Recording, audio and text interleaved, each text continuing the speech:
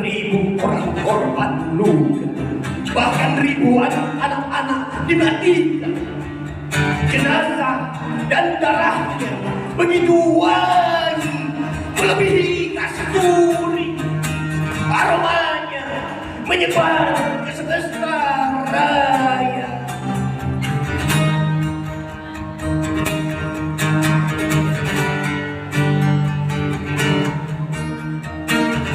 Dunia telah menyaksikan kekejaman ini.